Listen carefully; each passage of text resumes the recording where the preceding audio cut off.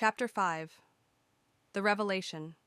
The following weeks passed in a haze of forbidden touches, stolen glances, and growing tension. Irina's feelings were becoming impossible to ignore.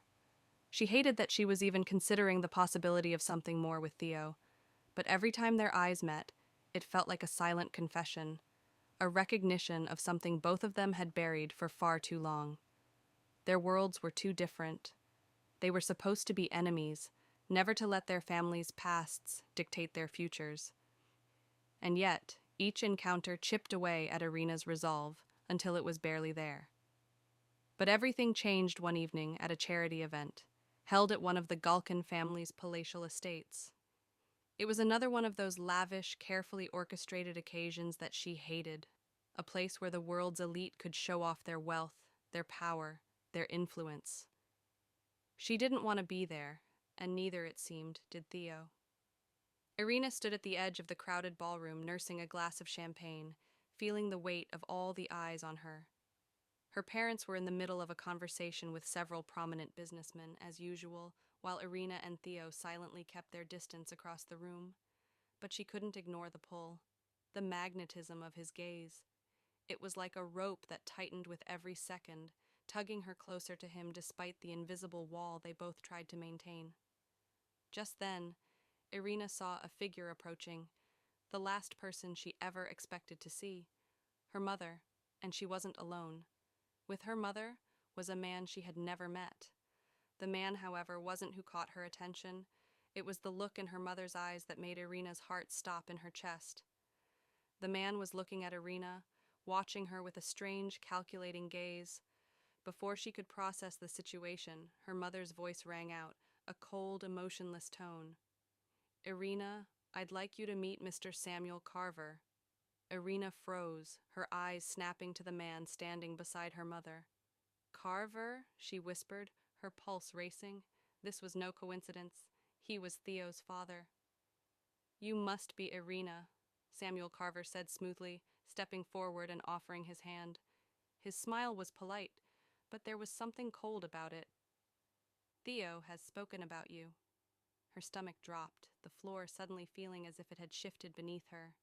She glanced toward Theo, who was watching the scene unfold from a distance, his face unreadable. The message was clear now. This was not just about their family's petty feud. This was calculated. Her mother, no longer standing by her side, shot Irina a hard look. There was no warmth in it, no familial bond. There was only cold, cruel calculation. The way her mother looked at her now was different, like a chess piece she'd been forced to move. Irina's head spun. Why would they bring this man into the equation now? What did they know? Samuel Carver smirked, reading her confusion like a book. "I understand our families don't mix well, but times are changing. I'm here to—" But Irina cut him off before he could finish, her voice low and sharp. "This is about Theo, isn't it?" Samuel paused, then his smile widened. "You do catch on quickly." And just like that, Irina knew. Her mother had known all along. She'd seen the sparks between her and Theo. She had known they were drawn to each other. But instead of intervening, instead of pulling her away from him, her mother had orchestrated this meeting to force her hand. Irina's heart pounded in her chest. She couldn't breathe. The walls around her were closing in, suffocating her. "Is this how it's going to be?" she whispered to herself, more to the universe than to anyone around her. "Am I a pawn in some sick game?" But before anyone could respond, the door to the ballroom flung open with a loud bang. Theo strode in, his eyes blazing with intensity. And when he saw Irina standing there, her hands trembling, his expression softened. Just for a moment. The rest of the world melted away. But before Irina could make sense of the whirlwind of emotions inside her, her mother's cold, calculating voice rang out again. "Leave him alone, Irina." Her mother had just declared war. This wasn't about families anymore.